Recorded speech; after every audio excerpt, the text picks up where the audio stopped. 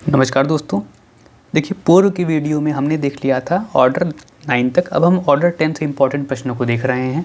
हमने पहले ही बता दिया है इसमें उन तमाम ऑर्डर्स को लिया गया है जिनसे प्री के प्रश्न बनते हैं, तो हमारा पूरा ध्यान प्री को ध्यान में रखकर है। देखिए, सीपीसी के ऑर्डर्स याद करना लोगों को सबसे टफ लगता है, ये मैंने देखा है। सीपीसी के ऑर्डर और सेक्शन, क्योंकि अमूमन अधिकतर लोगों के लिए इंटरेस्टिंग सब्जेक्ट नहीं रहता, ये कारण होता है। दूसरा, व्यवहार में भी उतना पोर्शन इसके आते नहीं है, डोमिनेट नहीं करते हैं।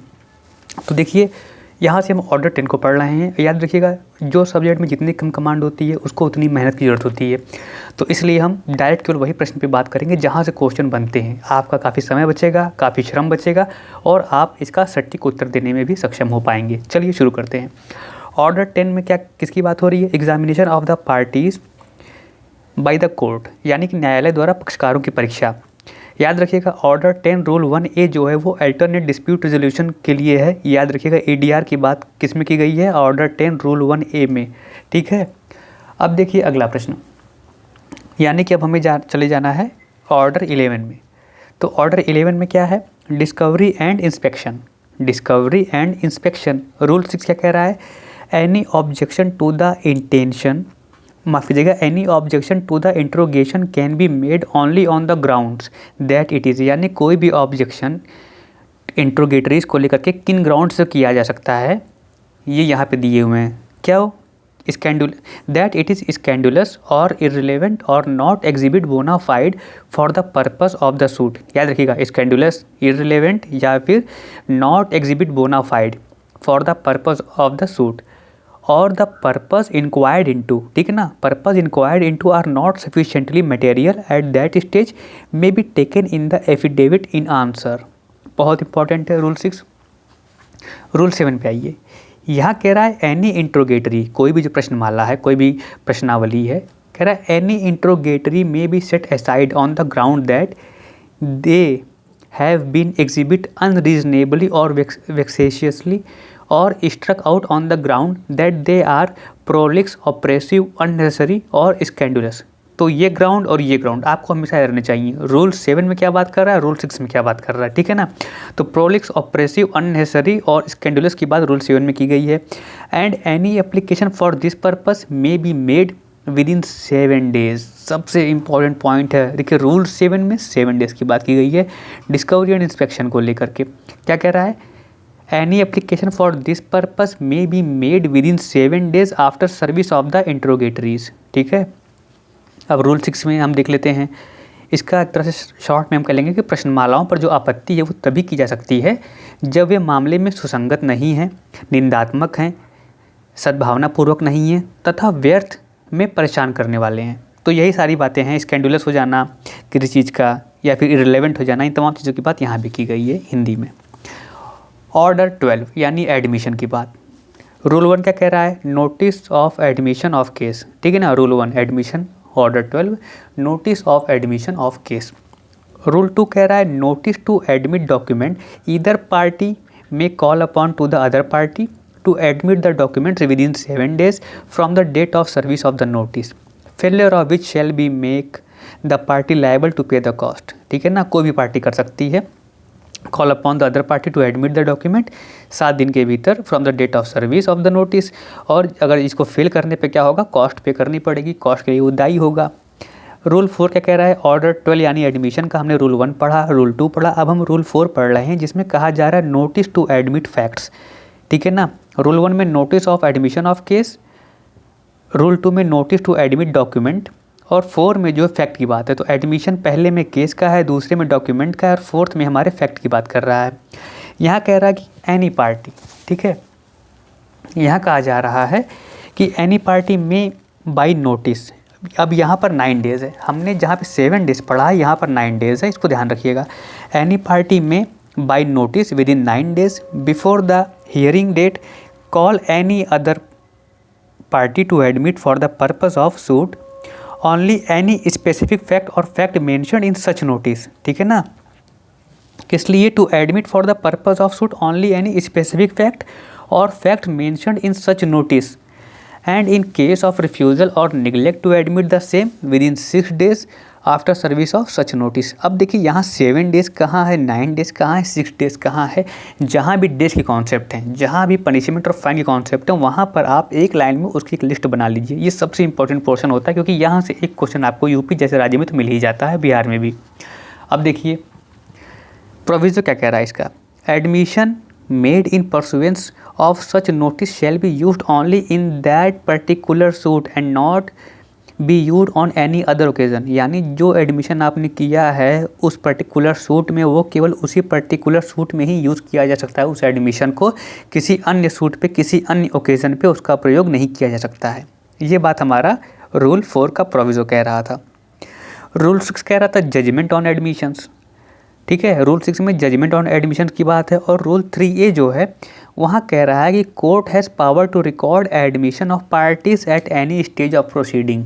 ठीक है, कोर्ट के पास पावर है एडमिशन को रिकॉर्ड करने की। किस समय?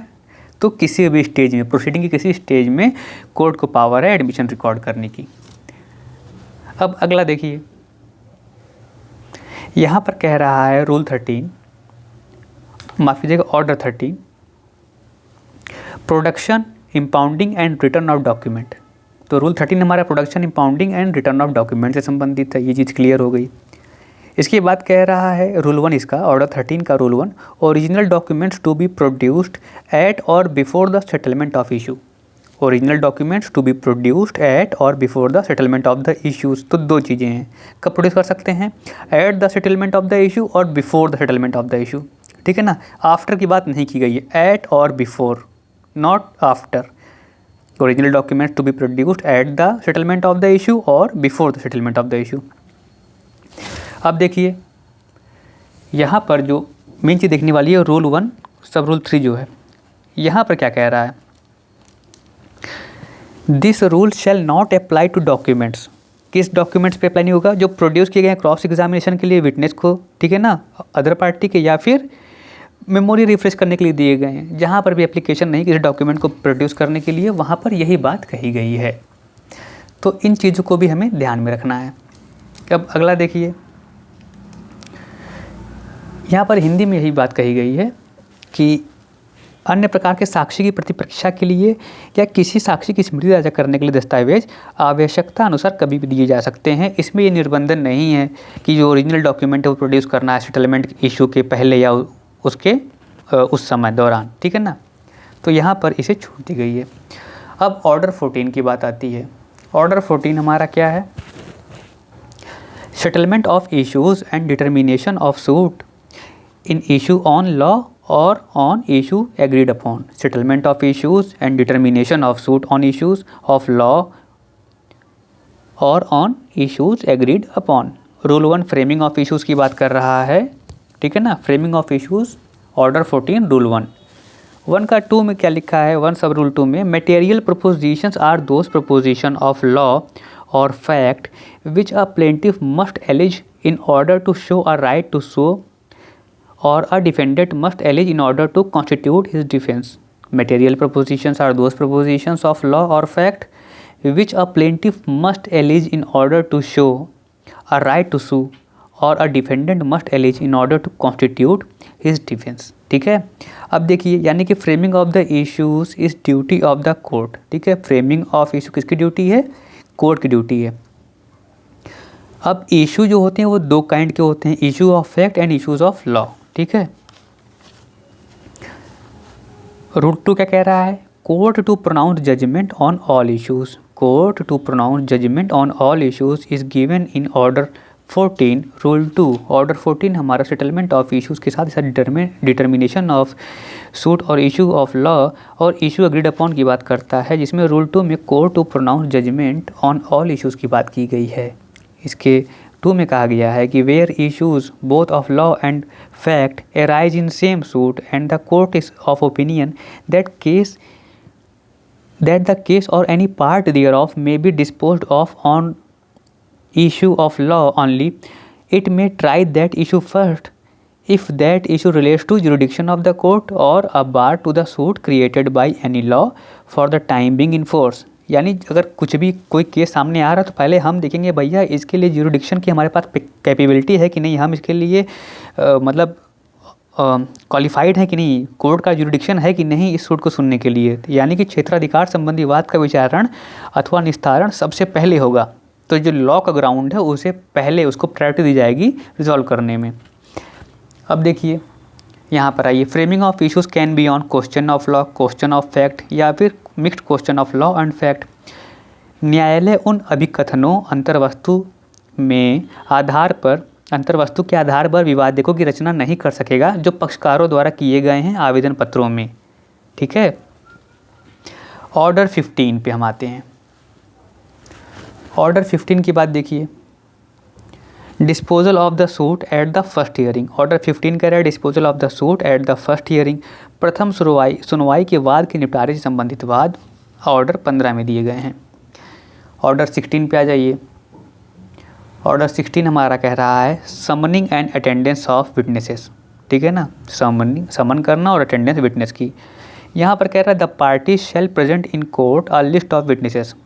एक विटनेस की लिस्ट पार्टी जो है वो प्रोवाइड करेंगी कोर्ट में। Whom they propose to call, इसमें लिखा होगा कि किसको चाहते हैं कि इन्हें बुलाया जाए। ईदर टू गिव एविडेंस और टू प्रोड्यूस डॉक्यूमेंट, जिनको भी कहते हैं कि भैया इनके पास डॉक्यूमेंट इनको बुलाया जाए या जो गवाही दे रहे हैं तो उनको 15 दिन के भीतर, ठीक है ना, डेट क्या दी गई है लिस्ट प्रोवाइड कराने की, विदिन 15 डेज। तो इस अवधि को याद रखिएगा, विदिन 15 डेज। ऑर्डर 16A पे आ जाइए। 16A अटेंडेंस एंड विटनेस की बात करता है जो कि प्रिजन में कन्फाइन है। तो 16 में हमने बात की है दोनों अटेंडेंस और फिटनेस संबंधित है, लेकिन जो 16A है वो ऐसे विटनेस की बात करता है जो जेल में हैं, प्रिजन में हैं। ठीक है ना। अब देखिए डिफिनीशन क्या है, डिटेन्ड पर्सन में कौन कौन इंक्लूड होता है। डिटेन्ड पर्सन में जो प्रिवेंटिव डिटेंशन में है, यानी जो नज़रबंद भी किए गए हैं वो भी शामिल हो जाएंगे, हाउस अरेस्ट वाले भी शामिल हो जाएंगे। प्रिजन में इंक्लूड क्या करता है, कोई भी प्लेस जिसको डिक्लेयर किया गया स्टेट गवर्नमेंट के द्वारा किसी जनरल ऑर्डर या किसी स्पेसिफिक ऑर्डर द्वारा, ठीक है ना, एक जेल के रूप में या फिर एक सब्सिडरी जेल के रूप में किसी भी तरह से, या फिर कोई भी रिफॉर्मेटरी जिसे सुधार गृह भी कहते हैं, बॉस्टल को भी सुधार गृह ही कहते हैं, या फिर कोई ऐसा इंस्टीट्यूट जिसका सिमिलर नेचर है। ठीक है ना, उसकी प्रकृति यही है कि किसी को वहाँ पे डिटेन करके रखा जाता है, वो सभी इस दायरे में आ जाएंगे प्रिजन की डिफिनीशन में, जो कि 16A के रूल 1 के B में दी हुई है। अब देखिए power to require attendance of prisoners to give evidence. Proviso क्या कह रहा है, अब देखिए अगर distance from prison to court is more than 25 kilometre, कोई भी ऐसा ऑर्डर नहीं बनाया जाएगा जब तक कि court is satisfied that the examination of such person on commission will not be adequate. यानी देखिए अगर 25 किलोमीटर से ज़्यादा कोर्ट की दूरी है तो हम कमीशन जारी कर देंगे कि जाओ भैया उसका एविडेंस लेके आओ, कोर्ट इशू कर देगा किसी ऑफिसर को कमीशन बना के कि क्या कह रहा है, उसकी क्या विटनेस है, उसको सुन के आओ। लेकिन अगर कोर्ट को लग रहा है नहीं इसकी पर्सनल अपीयरेंस बहुत ही ज़रूरी है, इसके बिना काम नहीं चलेगा, उसको कोर्ट फिर भी बुलाएगी। ठीक है, चाहे वो 25 किलोमीटर से ज़्यादा ही क्यों ना हो। यहाँ पर 4 में देखिए power of state government to exclude certain person from the operation of rule 2।